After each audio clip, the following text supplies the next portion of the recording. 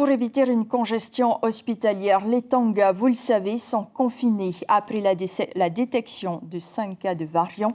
Alors sur place, le déchargement des dons affrétés par la Polynésie est difficile. Ce n'est qu'hier, en fin de journée, que le navire a été autorisé à s'amarrer au quai d'honneur. La mission humanitaire ne se déroule pas du tout comme prévu. Les détails avec notre envoyée spéciale sur place, Brigitte Olivier.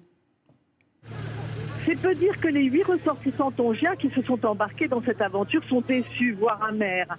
Partis vendredi dernier dans l'espoir de voir leur famille après l'éruption volcanique et le tsunami du 14 janvier dernier, ils sont bloqués à bord du Tahiti Nui devant une ville déserte. Personne pour accueillir ces bénévoles et pas un travailleur pour débarquer les 166 tonnes de marchandises dont des citernes neuves remplies d'eau potable.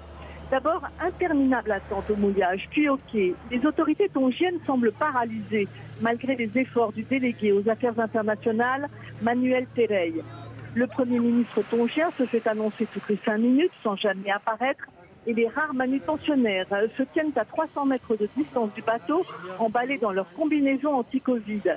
Le capitaine, seul maître à bord, a donc décidé de débarquer tous les dons sur les quais. Sinon, les dégâts semblent, vu du bateau, pas trop importants. L'herbe et les arbres sont brûlés par la mer sur plusieurs centaines de mètres, mais les maisons et autres constructions paraissent intactes. Maintenant, la grande question est celle du ravitaillement en gazole. Le Tahiti Nui attend ses 90 000 litres de carburant avant de pouvoir repartir pour Tahiti.